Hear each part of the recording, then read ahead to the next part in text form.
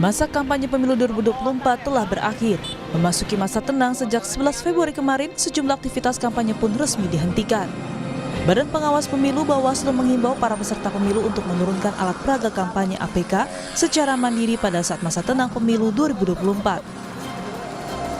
Anggota Bawaslu Loli Suhenti menambahkan, jika para peserta pemilu tidak menurunkan APK-nya selama masa tenang, maka ditertibkan Satpol PP dan akan didaur ulang atau dimusnahkan. Himbauan sudah kami sampaikan kepada seluruh peserta pemilu karena sangat baik jika partai sendiri yang menurunkan, siapa tahu kan masih akan digunakan misalnya bendera partai karena tahapan pilkada itu beririsan, maka kalau partai yang menurunkan tentu akan bisa dimanfaatkan. Berbeda ceritanya kalau yang diturunkan lalu teman-teman Satpol PP dengan Bawaslu, maka kami tidak bisa memberikan jaminan misalnya bahwa alat peraga yang diturunkan itu dalam kondisi baik karena prosesnya sesungguhnya harusnya partai melakukan secara mandiri. Penertiban APK misalnya di Jakarta Timur, petugas Satpol PP Kota Jakarta Timur menertibkan alat peraga kampanye yang berada di Kecamatan Durensawit, Jakarta Timur. Ratusan alat peraga kampanye berupa baliho dan spanduk yang berada di sepanjang pagar trotoar langsung ditertibkan petugas. Sejauh ini kita belum menemukan kesulitan karena alat cukup memadai, personil juga lumayan aktif, artinya semua bahu-membahu untuk membersihkan APK. Di Depok, Jawa Barat, penertiban APK di masa tenang kampanye juga dilakukan Bawaslu Kota Depok bersama petugas gabungan. Penurunan alat peraga kampanye secara serentak dilakukan di 11 kecamatan Kota Depok. Penertiban APK tak hanya dilakukan secara manual oleh petugas gabungan. Di Kabupaten Pandeglang, Banten, petugas melakukan penertiban alat peraga kampanye dengan menggunakan alat berat kren.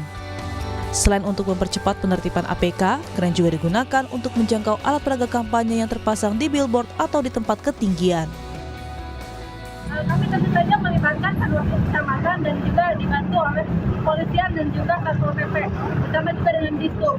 Karena kan untuk penyedia kren ini untuk penertiban yang posisinya di tempat-tempat yang susah dijangkau, ini membutuhkan kren dan ini disediakan oleh Dishub. Tepat pukul 00 11 Februari 2024, masa tenang untuk pemilu mulai diberlakukan. Ini diatur dalam Peraturan KPU Nomor 15 Tahun 2023 tentang kampanye pemilihan umum. Masa tenang adalah masa sebelum hari pencoblosan tiba. Saat masa tenang, peserta pemilu tidak diperbolehkan melakukan aktivitas kampanye pemilu dalam bentuk apapun. Tim Liputan, Kompas TV. Saudara, masa tenang pemilu sudah berlangsung sejak kemarin tanggal 11 Februari hingga besok 13 Februari mendatang. Lalu bagaimana masa tenang ini menjadi waktu yang kemudian tepat untuk para warga menentukan pilihannya? Apa saja larangan agar pemilu ini berjalan dengan damai? Kita akan bahas dalam dialog di Sapa Pagi hari ini bersama dengan sejumlah narasumber. Ketiganya melalui sambungan daring sudah ada Koordinator Komite Pemilih Indonesia Pak Jerry Sumampau yang nanti akan bergabung. Kemudian dan juga ada Ketua KPU periode 2017 hingga 2021 yang sudah bergabung, sudah ada Pak Arief Budiman. Selamat pagi, Assalamualaikum Pak Arief. Selamat pagi Mbak. Ya, dan juga nanti juga akan menyusul, insya Allah ada anggota Bawaslu, ada Pak Puadi yang nanti akan menyusul dengan Pak Jerry Sumampau ya Pak Arief. Pak Arief, ini kita berdua dulu nih, nggak apa-apa lah ya nanti. Ya. Ini kan masa tenang sudah dilakukan sejak kemarin ya, tanggal 11 sampai nanti besok tanggal 13 Februari. Dari sepengetahuan Anda sebagai pimpinan atau ketua KPU periode 2017 hingga 2021, bagaimana kemudian masa tenang ini kita harus menyikapinya, terutama bagi warga dan juga penyelenggara pemilu dan juga peserta pemilu, Pak Arief? Ya, memang stakeholder yang terlibat di dalam penyelenggaraan pemilu kan banyak ya. Ada peserta pemilunya, ada penyelenggaranya, ada pemilihnya, kemudian ada aparatnya. Nah, apa yang harus dilakukan di dalam masa tenang? Ya, pertama tentu kalau bagi peserta pemilu mereka akan konsolidasi. Semua kerja-kerja mereka kan sudah selesai dilakukan ya.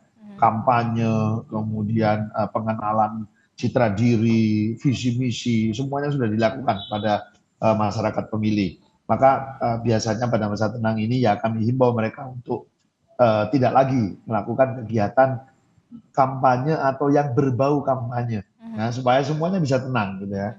Nah, bagi penyelenggara pemilu, mereka sebelum masa tenang pasti akan disibukkan dengan berbagai macam tahapan kegiatan, mulai dari melakukan bimbingan teknis kepada penyelenggara, kemudian menyelenggarakan berbagai macam kegiatan bersama peserta pemilu, termasuk yang paling banyak kegiatan terakhir adalah distribusi logistik.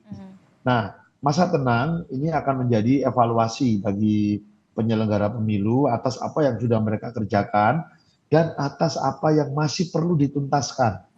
Nah, biasanya 3 hari terakhir distribusi logistik itu sudah tiba di kecamatannya, tinggal meneruskan dari kecamatan ke desa kelurahan, lalu ke TPS-TPS. Karena menurut ketentuan undang-undang, 1 hari sebelum hari pemungutan suara, logistik harus sudah tiba di TPS. Nah, perhatikan mudah-mudahan ya dalam 3 hari ini tidak ada kejadian luar biasa. Misalnya bencana alam, kebakaran, banjir, tanah longsor, yang itu bisa mengganggu distribusi logistik. Atau bukan hanya mengganggu distribusi logistiknya, sangat mungkin juga bisa merusak logistiknya. Misalnya logistik yang sudah tersimpan bagus, mau digunakan tapi terkena banjir misalnya. Nah, ini yang harus diperhatikan betul oleh teman-teman KPU. Karena kalau terjadi sesuatu, rasa-rasanya waktunya sudah sangat mepet. Ya, bisa-bisa tidak cukup waktu untuk melakukan penggantian logistiknya. Nah, bagi pemilih sekarang, apa yang harus dilakukan pemilih? Nah, pemilih sekarang waktunya untuk apa? Merenungi, meresapi apa yang sudah mereka dengar, apa yang mereka lihat dari penyampaian visi misi para peserta pemilu, dari pengenalan-pengenalan yang sudah dilakukan oleh peserta pemilu.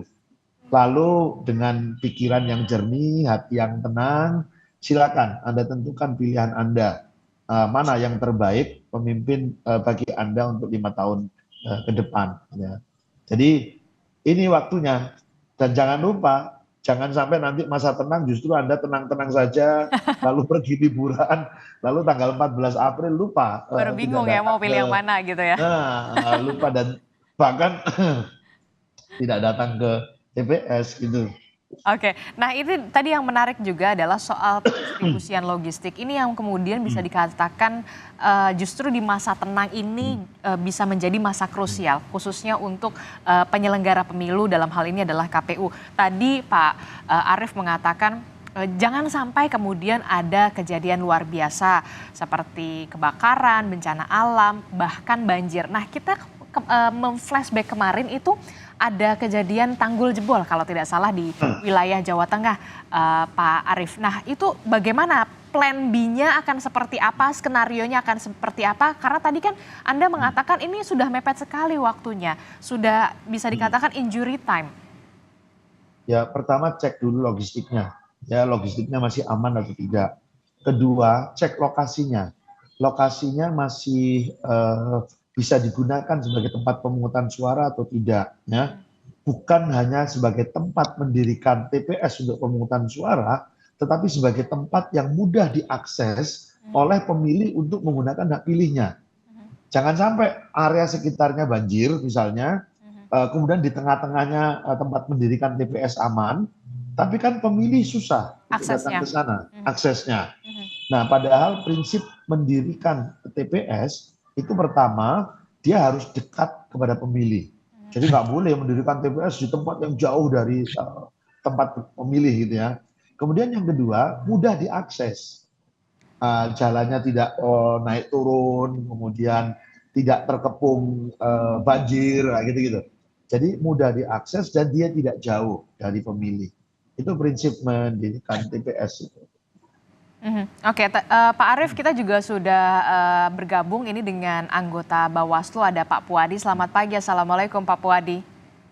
Selamat pagi Mbak, Assalamualaikum.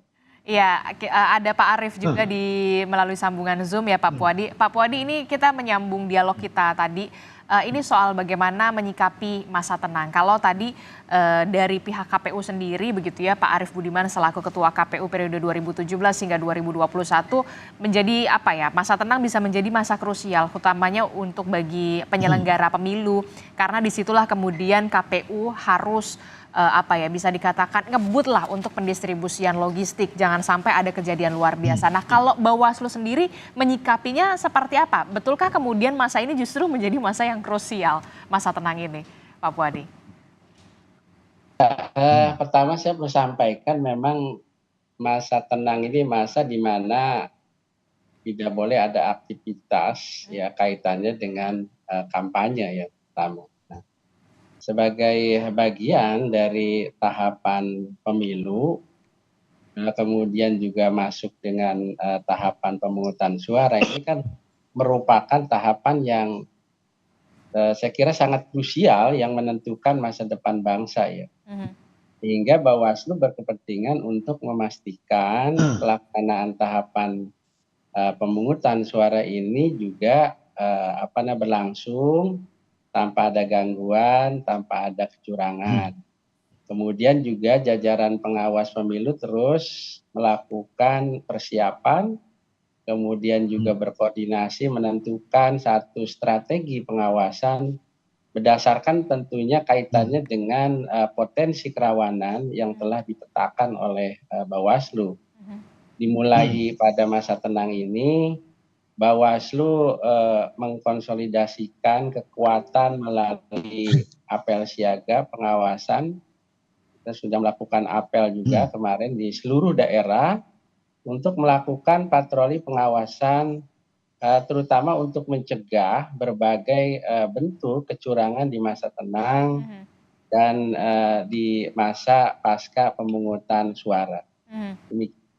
Pak Puadi, ini kan yang kemudian menarik juga untuk kita simak adalah bagaimana alat peraga kampanye sudah mulai diturunkan, dicopot, bahkan di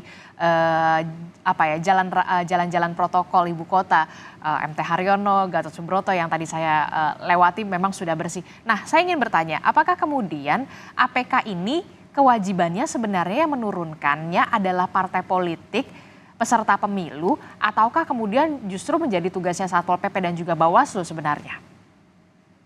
Ya, memang kita sudah menghimbau ya kepada peserta pemilu untuk menurunkan, dan kemudian juga satu sisi juga kita sudah berkoordinasi dengan Satpol PP ya untuk menurunkan seluruh alat peraga kampanye, karena memang memastikan bahwa hari tenang itu ya sudah tidak ada hari di mana tidak ada aktivitas kaitannya dengan kampanye, dan ini sudah dilakukan di seluruh daerah ya se-Indonesia untuk bisa memastikan bahwa alat peraga kampanye sudah tidak terpasang lagi di hari tenang, yaitu 11, 12, dan 13. Dari catatan Bawaslu sendiri seperti apa dari Bawaslu Pusat? Apakah sudah ada catatan kecurangan atau seperti apa selama 2 hari masa tenang ini, Pak Puadi?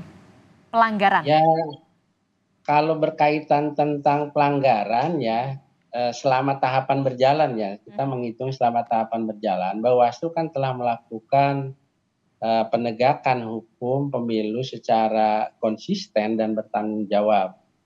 Pintu masuk penanganan dugaan pelanggaran ini, terutama pelanggaran pemilu, dilakukan melalui 2 mekanisme, yaitu melalui temuan sebagai hasil pengawasan pengawas pemilu dan melalui laporan masyarakat.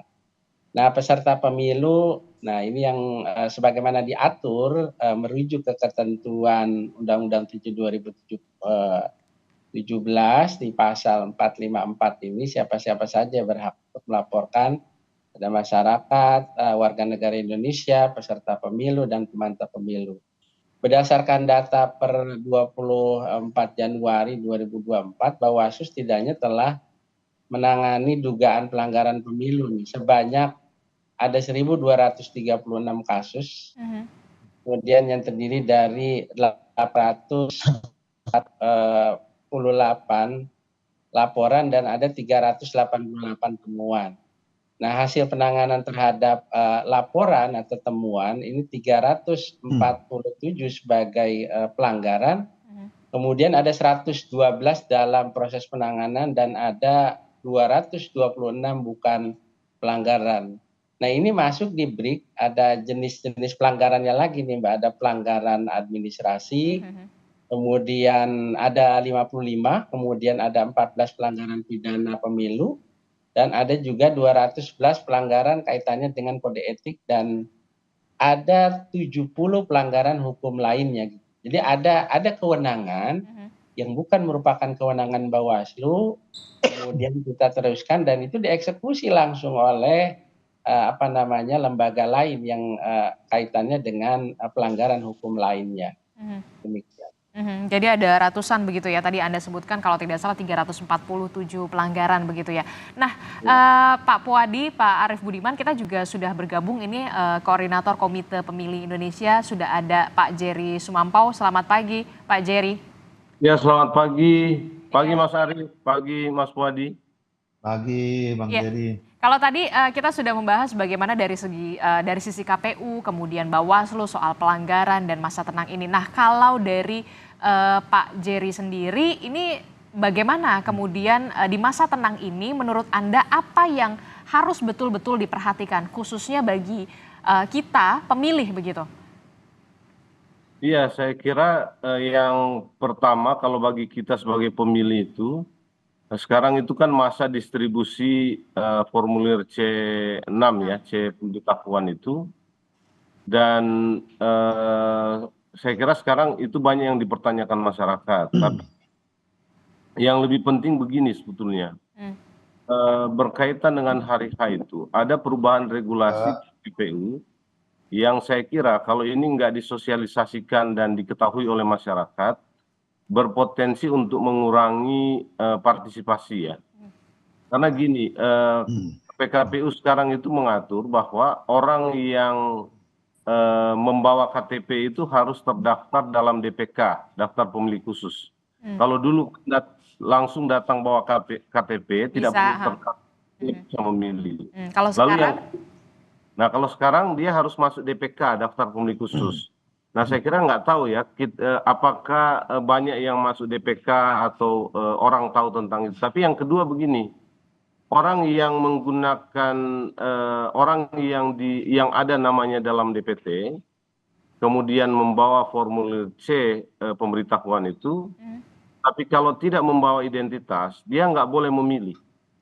Gitu. Nah, dulu cukup bawa C pemberitahuan, ada dalam DPT, dia bisa memilih. Karena kan sesuai dengan undang-undang, orang yang memilih itu terdaftar dalam DPT. Nah, sekarang KPU itu menggunakan, dia harus bawa KTP atau identitas lain. Nah, bagaimana kalau orang nggak bawa? Dia diperkenankan memilih atau tidak, meskipun namanya ada di DPT.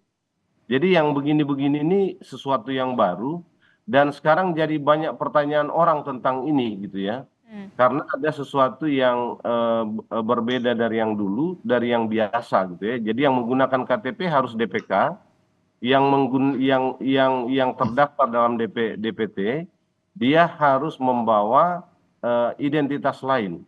Nah, kalau dia nggak membawa identitas lain, ya kemungkinan nggak bisa diperkenankan untuk memilih ya. Gitu. Itu kan sesuai dengan aturan. Jadi ini satu hal yang menurut saya penting di masa tenang ini. Lalu yang kedua, tadi mungkin sudah disinggung ya, karena kita punya pengalaman traumatik dengan logistik di pemilu sebelumnya.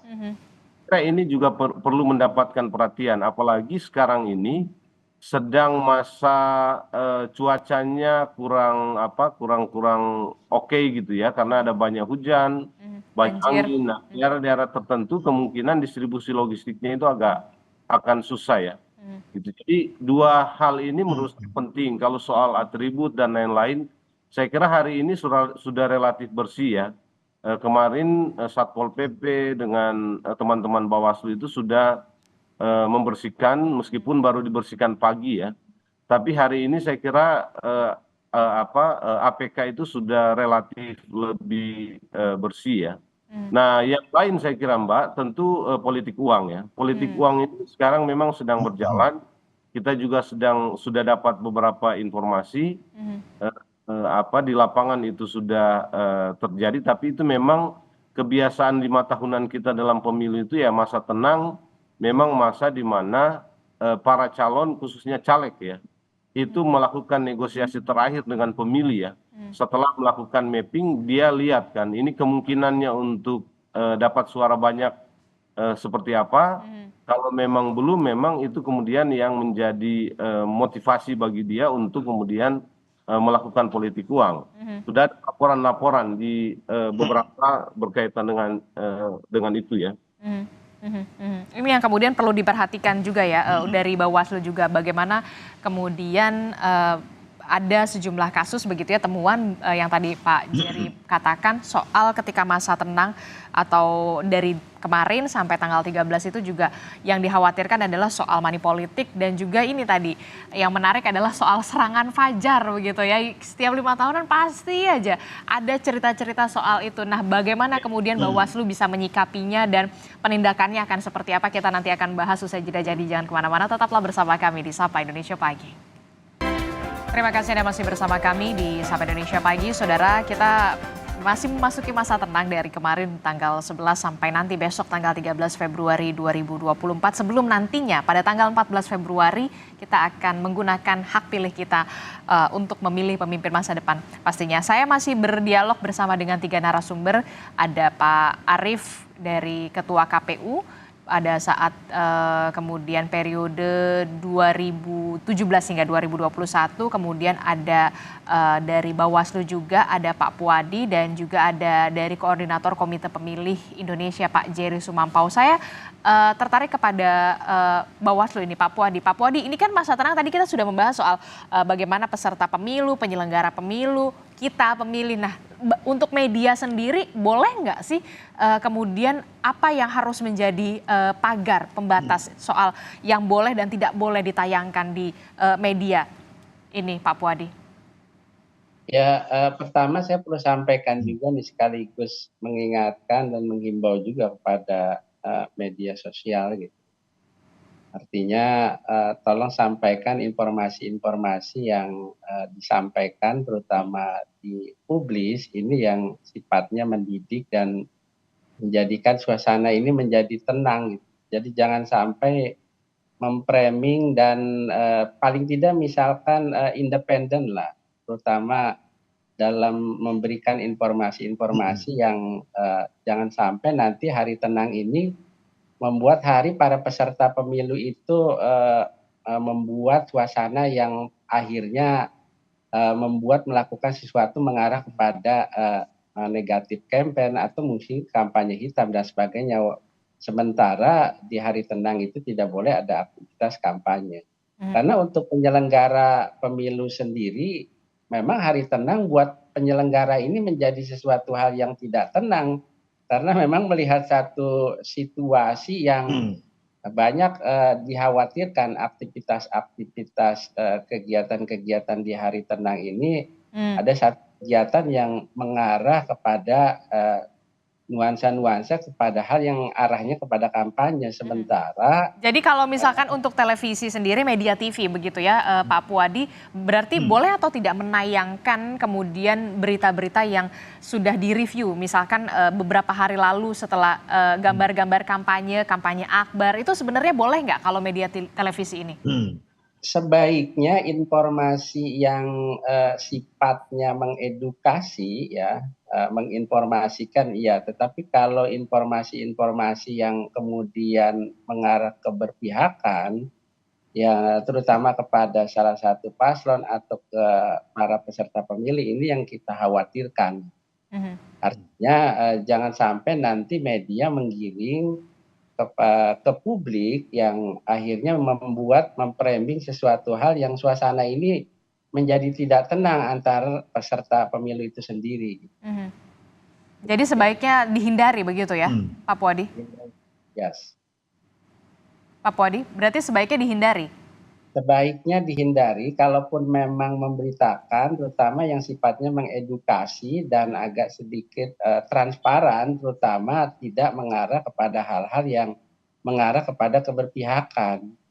Artinya lebih fair informasi berkaitan tentang proses di mana misalkan dalam proses pemungutan atau misalkan menuju proses pemungutan suara, kaitannya dengan partisipasi masyarakat, kemudian antisipasi terhadap proses jalannya proses pemungutan suara nanti, itu yang kita harapkan gitu.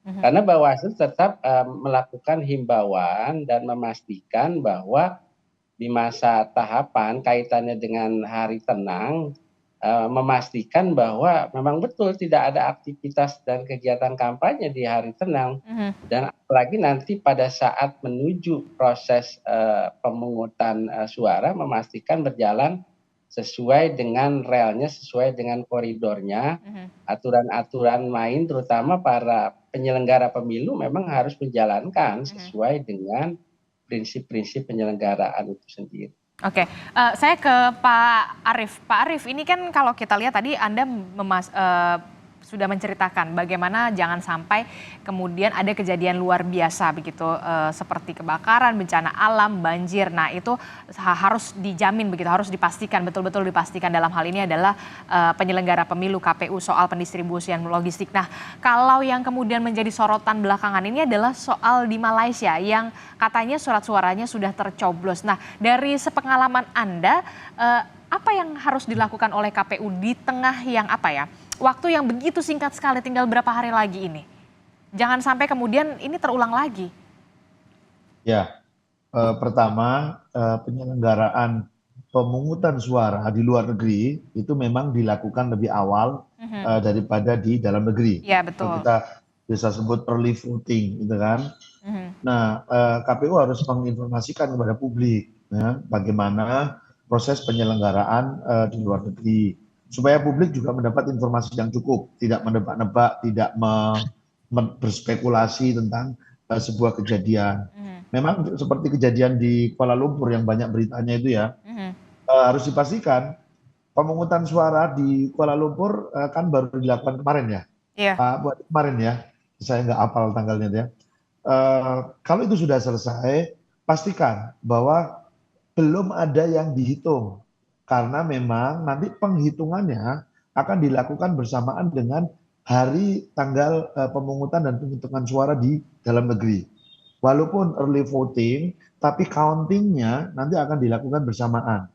Nah, pastikan bahwa semua pemungutan suara itu bukan hanya di Kuala Lumpur ya, tapi di banyak negara itu, kalau nggak salah masih 130-an perwakilan lah penyelenggaraan pemilu di luar negeri, itu tersimpan dengan aman, ya, apalagi di masa tenang ini kalau ada sesuatu yang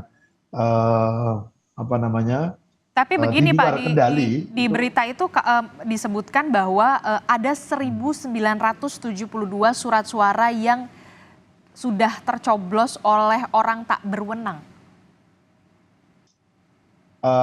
Banyak hal harus dipastikan dulu Mbak, banyak hal harus diklarifikasi. Pertama gini, Mbak Disti, siapa yang bikin statement 1.900 itu sudah tercoblos? Itu artinya kan dia berarti sudah bisa menghitung jumlah surat suara yang tercoblos. Itu perlu diklarifikasi dulu. Ya. Kemudian yang kedua, surat suara yang tercoblos itu atau dicoblos itu, surat suara yang masuk dalam kategori mana? Atau dari pos, surat suara yang drop box, atau surat suara yang akan digunakan di TPS. Karena saya tidak mampu melihat semua kejadian ya, hanya beberapa kejadian yang sempat saya lihat, itu kan yang melalui pos.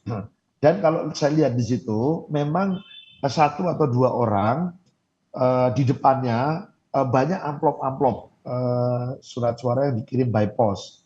Tapi sepanjang yang saya lihat di situ, yang dicoblos sebetulnya hanya berasal dari 1 amplop. Saya nggak tahu kalau ada video versi lainnya. Nah, maka KPU tentu saja bersama dengan teman-teman Bawaslu segera mengklarifikasi ini, menginformasikan kepada publik apakah telah terjadi maladministrasi, pelanggaran, sehingga publik bisa memastikan juga gitu loh apa yang terjadi di sana gitu. Oke. Pak Jerry, ada yang mau disampaikan? Iya, kalau lihat beritanya ini sebetulnya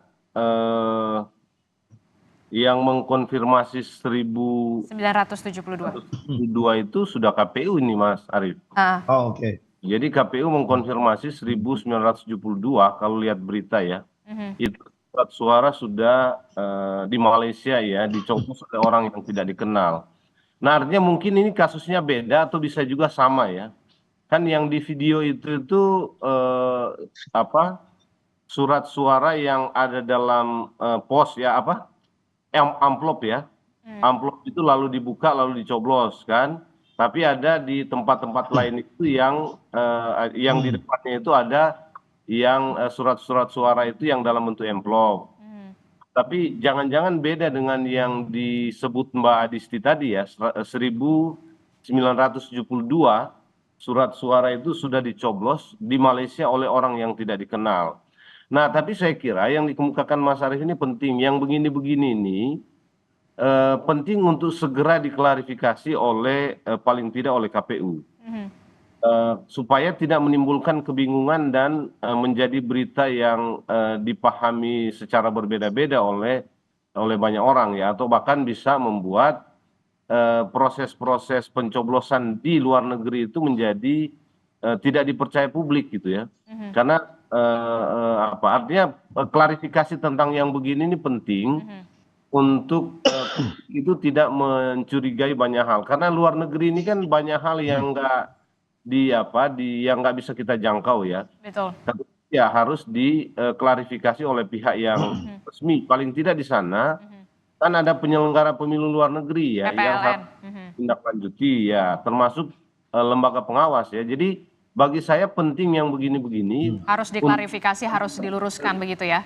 Nah, kalau penyelenggara pemilu seperti KPU aja masih bingung-bingung gitu ya dengan kejadian seperti ini dan tidak segera untuk mengklirkan atau memberikan informasi yang semestinya, ini kan nanti repot nih, karena dia imbasnya kepada macam-macam ya. Misalnya hari-hari ini atau sejak kemarin itu kan beredar juga hasil pemungutan suara luar negeri. Nah, ini kan apakah memang mereka sudah menghitung atau nanti menghitung pada saat pemungutan suara? Iya. Ini bingung juga kan, beredar kan sejak kemarin itu. Karena kalau setahu saya kalau penghitungan itu sama-sama di 14 Februari ya Pak Arief. Makanya ini yang membingungkan. Walaupun memang pencoblosannya di luar negeri sudah duluan begitu ya Pak Arief ya. Mbak Adisti. Tiba-tiba sudah ada hasil ini, tapi kan begini Mbak ya. Yang begini ini beredar, tapi tidak ada konfirmasi dari KPU. Jadi apakah KPU masih sesuai dengan prosedur atau jangan-jangan dia nggak yakin, jangan-jangan memang sudah ada pencoblosan gitu ya, sementara prosedurnya itu harus menunggu sampai pada hari H. Nah, yang ini belum ada gitu, sama dengan yang tadi suara yang sudah dicoblos. Oke, silakan Pak Arief. Iya, jadi ini sebenarnya menarik ya. Ketika penyelenggara pemilu sudah tahu dengan rigid ya, dengan pasti angkanya 1972, mestinya dia tahu surat suara itu yang tercoblos itu siapa yang menghitung. Ya. Dihitungnya di mana? Ini kan sebetulnya informasi yang mudah gitu ya. Dia sudah punya jumlah soalnya. Sudah punya jumlah gitu loh. Jadi siapa yang menghitung, dihitungnya di mana, kejadiannya seperti apa, harusnya ini sudah komplit informasinya karena sudah tahu angkanya. Padahal apalagi kalau itu dilakukan secara resmi ya, artinya meskipun belum waktunya tapi dilakukan oleh TPS yang bersangkutan ya. Ini kan mestinya dia sudah tahu di mana itu kalau ada terhitung ya. Nah, ini yang tidak ada penjelasan. Kita harus menunggu klarifikasi tentu saja dari keterangan dari KPU ya. Kita menunggu ya dan masih berharap benar-benar harus diklarifikasi soal ini. Kelamaan nunggunya Mbak, karena ini kan viralnya cepat sekali ya. Artinya kalau ini resmi dilakukan oleh petugas, KPU harus sudah punya informasinya, gitu ya. Dan informasi itu yang segera harus diberitahu ke publik supaya tahu apakah memang ada kesalahan prosedur. Kan begini, jangan-jangan karena ada kesalahan prosedur misalnya, ini nggak diklarifikasi, nggak diberi informasi. Nah, ini kan repot, makin liar ini informasi kalau memang itu terjadi tapi tidak ada informasi sama sekali dari pihak seperti pihak pelaksananya seperti KPU. Yang berwenangnya. Nah, kalau dari Pak Puadi sendiri, dari Bawaslu sendiri seperti apa menyikapi ini?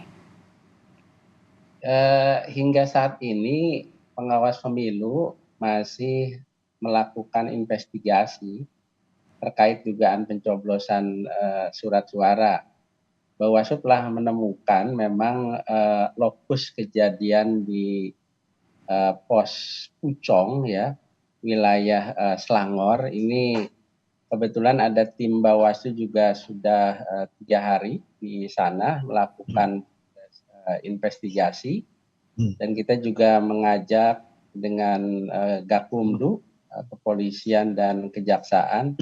Nah, tim Bawaslu yang diturunkan melakukan satu identifikasi di Malaysia ya, di Kuala Lumpur terhadap kaitannya juga dengan postcode. Jadi ini ada postcode yang berasal dari video, postcode 47300 dengan postcode yang berasal dari pos Pucong ya, postcode di 50400.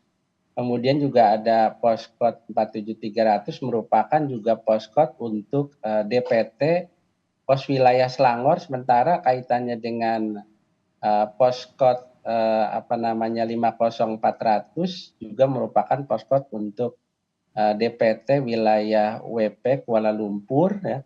Namun memang hingga saat ini pengawas pemilu masih mengalami satu kesulitan untuk menemukan pelakunya, sehingga kita masih dalam proses. Apa yang menjadi kesulitannya, Pak Puadi? Karena memang begini Mbak Desi, penanganan di luar negeri ya dengan di dalam negeri ini beda, karena kan kalau kita melihat ini menyangkut apa yang disebut lokus deliktinya. Jadi peristiwa-peristiwa yang dilakukan di luar wilayah KBRI misalkan, ini yang kemudian menjadi sebuah tapi tetap Bawaslu tetap masih melakukan penelusuran dengan menggandeng kepolisian dan kejaksaan yang masuk dalam sentra penegakan hukum tepat. Ya. Oke, ini kan bisa dikatakan masa tenang ini masa yang kemudian harus benar-benar tenang. Bagaimana untuk peserta pemilunya, kemudian kita sebagai pemilih. Nah, ini yang kemudian menarik adalah dari 5 tahun sekali begitu ya, ada soal temuan dugaan money politik, bahkan serangan Fajar. Nah, Bawaslu sendiri nantinya akan seperti apa soal itu? Bisa dipidanakah?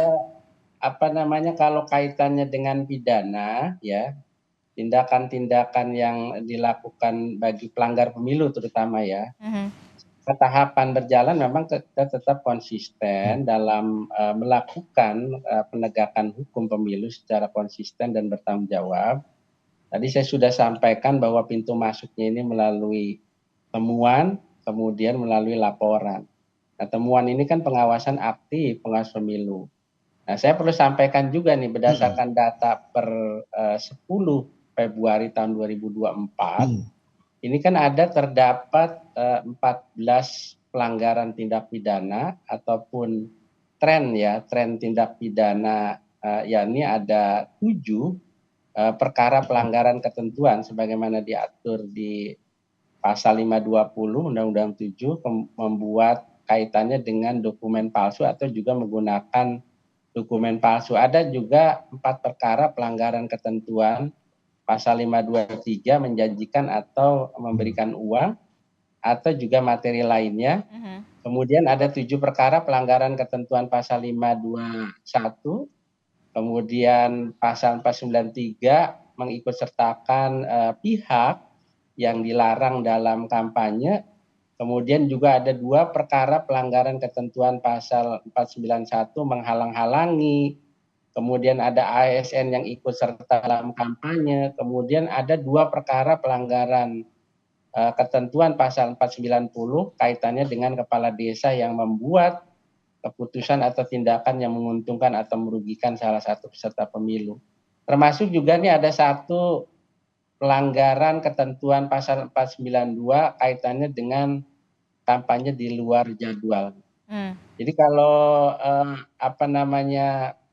kaitannya dengan penindakan yang dilakukan oleh Bawaslu setelah kita melakukan upaya-upaya sosialisasi pencegahan, nah ini konsep penindakan inilah yang kemudian sebagaimana diatur di 486 Sentra Gakumdu, kita tetap konsisten bersama kepolisian dan kejaksaan untuk melakukan proses penindakan setelah informasi-informasi ini, informasi awal terutama masuk ke Bawaslu, kita lakukan proses penelusuran yang dituangkan dalam LHP sehingga dijadikan temuan, lalu kita melakukan proses klarifikasi. Kecuali informasi ini masuk dalam itu laporan ya, Mbak Rizky.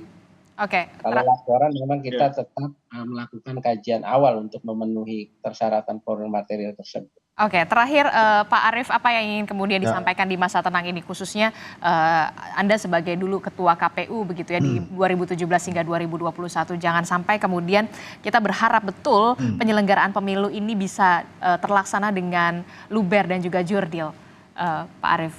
Ya, pesan saya terutama untuk pemilih ya, kepada pemilih pastikan bahwa tanggal 14 Anda meluangkan waktu. Jadi memilih itu nggak bisa sambil lalu ya. Anda harus tenang, Anda harus pelajari betul untuk pemilu presiden siapa yang Anda pilih, untuk pemilu DPR, untuk pemilu DPD, untuk pemilu DPRD provinsi, DPRD kota. Karena kalau sambil lalu nggak bisa. Itu memang harus Anda pelajari betul. Kemudian yang kedua, persiapkan bahwa Anda telah memenuhi syarat. Jadi semangatnya ingin memilih, tapi sesungguhnya dia surat pemberitahuannya untuk datang ke TPS hilang. Sebetulnya itu bukan menjadi satu-satunya syarat gitu ya, tetapi kan bikin ribet nanti. Anda datang nggak bawa surat pemberitahuan, KTP-nya tiba-tiba terselip entah kemana, nah kayak gitu. Anda persiapkan betul. Jadi ini harus menjadi momen yang menggembirakan tapi serius ya. Jadi Anda gunakan hak pilih Anda dan ingat jamnya. Jangan datang di luar jam yang sudah ditentukan, karena nanti akan ditolak dan suara Anda jadi sia-sia, gitu ya.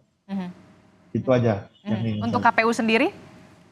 Untuk penyelenggara pemilu ya tentu saya ingin Anda tuntaskan betul pekerjaan-pekerjaan yang belum selesai, kasus di Malaysia, distribusi logistik di beberapa tempat, dan pastikan semangat melayani itu memang untuk semuanya. Ya untuk peserta pemilu, ya untuk pemilih, ya untuk masyarakat secara luas. Jadi jangan hanya melayani yang nanti Anda bisa ditafsirkan. Wah, ini kok melayaninya beda-beda misalnya begitu. Nah, kemudian Anda harus bekerja secara profesional, transparan. Kalau saya melihat di beberapa berita sih, misalnya hasil pemilu nanti dipublikasikan. Ya. Kemudian akses data pemilih juga sudah lebih mudah. Mudah-mudahan ini bisa terus dijaga membaiknya sampai dengan selesai nanti. Oke. Terakhir Pak Jerry. Ya, saya kira tinggal 2 hari lagi ya, ini tanggal 11, tinggal 3 hari lagi hari H.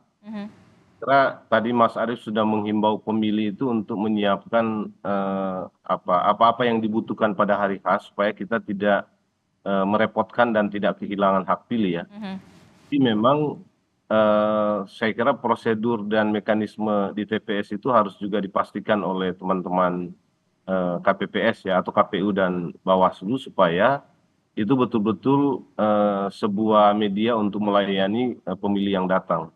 Nah, yang saya kira juga penting Mbak sekarang ini adalah menghimbau aparat kepolisian dan TNI ya untuk tetap netral. Nah, kalau kita lihat gejala 1-2 hari terakhir ini, memang ada kekhawatiran yang mungkin saja perlu diantisipasi ya.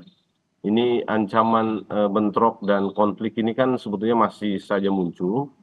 Dan seringkali penanganan oleh aparat itu menjadi berlebihan ya. Ekspresi demokrasi dan kebebasan tetap perlu ya. Seperti tadi dikemukakan ini memang masa tenang, tapi masa tenang ini kan untuk tidak kampanye. Tadi sebenarnya Mas Puadi ini kurang begitu tegas ya. Media itu dilarang atau tidak sih kalau menyampaikan gambar-gambar dari pasangan calon? Kalau menurut saya sih sebaiknya dilarang. Ya termasuk berita-berita yang dulu ya. Memang tadi ada penekanan soal sisi edukatifnya. Sisi edukatif ini kan bisa juga diatur sedemikian rupa menjadi media kampanye oleh satu media tertentu yang memang punya kecenderungan endorsement pasangan calon tertentu atau partai politik peserta pemilu tertentu. Nah, sebaiknya yang begini-begini ini dilarang aja gitu ya, karena ruang untuk itu dimainkan dan kemudian Bawaslu menjadi repot menanganinya itu menjadi sangat terbuka. Kita konsisten aja dengan undang-undang gitu ya, kita patuh saja, semua bermain dengan mekanisme yang ada dan bersih supaya ini nggak memprovokasi yang lain ya. Oke. Karena itu, jadi menurut saya yang penting itu hal-hal yang berkaitan dengan seluruh proses demokrasi juga jangan dinegasikan hanya karena ini sedang masa kampanye, sedang masa tenang. Tetap penting ya, termasuk media diberi kebebasan untuk memberitakan hal-hal yang terkait dengan itu. Oke. Dilarang itu kan kampanye yang dilakukan oleh peserta pemilu, tapi kalau kelompok masyarakat mau mengekspresikan hal-hal yang Oke, baik. terkait dengan demokrasi, perbaikan pemilu, saya kira itu tetap diberi kebebasan ya, karena ruang-ruang itu sekarang Mbak Adisti itu kelihatannya agak mau ditutupi gitu ya, karena kekhawatiran yang sebetulnya tidak tidak perlu ya, dan mungkin nggak berdasar gitu ya. Saya kira itu. Oke, Terima kasih. kita akan lihat bagaimana kemudian nantinya penyelenggaraan pemilu pada 14 Februari 2024 ini akan terwujud dengan luber dan juga jurdil di masa tenang ini. Semuanya juga diminta untuk menahan diri begitu ya, baik itu partai politik, caleg dan segala macam. Bahkan media sendiri juga kemudian diminta untuk tenang juga supaya semuanya bisa berjalan sesuai dengan luber dan juga jurdil. Terima kasih Pak Jerry, Pak Puadi, Pak Arief Budiman telah bergabung bersama kami. Terima kasih. Assalamualaikum, selamat pagi. Sehat-sehat selalu. Waalaikumsalam. Bapak-bapak. Terima kasih.